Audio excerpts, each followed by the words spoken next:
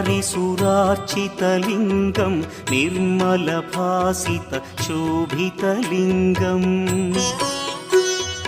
जन्मजदुःखविनाशकलिङ्गं तत्प्रणमामि सदा शिवलिङ्गम्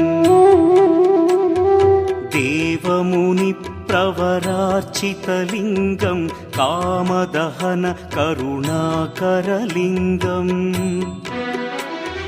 रावणदर्पविनाशकलिङ्गं तत्प्रणमामि सदा शिवलिङ्गम्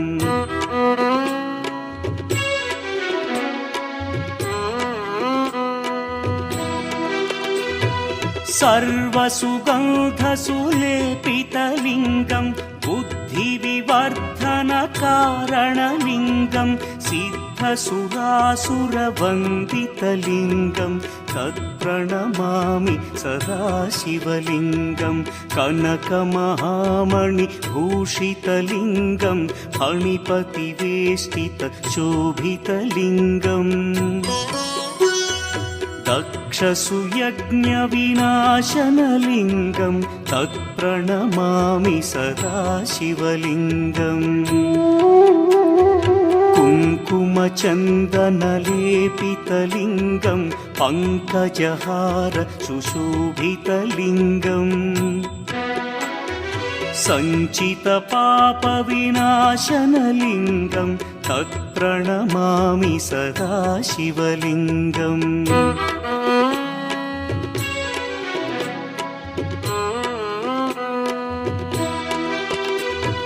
देवगणार्चितसेवितलिङ्गं भावैर्भक्तिभिरेव च लिङ्गं दिनकरकोटिप्रभाकरलिङ्गं तत्प्रणमामि सदा शिवलिङ्गम् अष्टदलोपरिवेष्टितलिङ्गं सर्वसमुद्भवकारणलिङ्गम्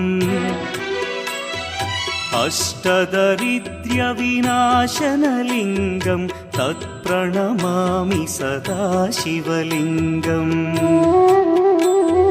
सुरगुरुसुरवरपूजितलिङ्गं सुरवनपुष्पसदार्चितलिङ्गम् परमपदं परमात्मकलिङ्गं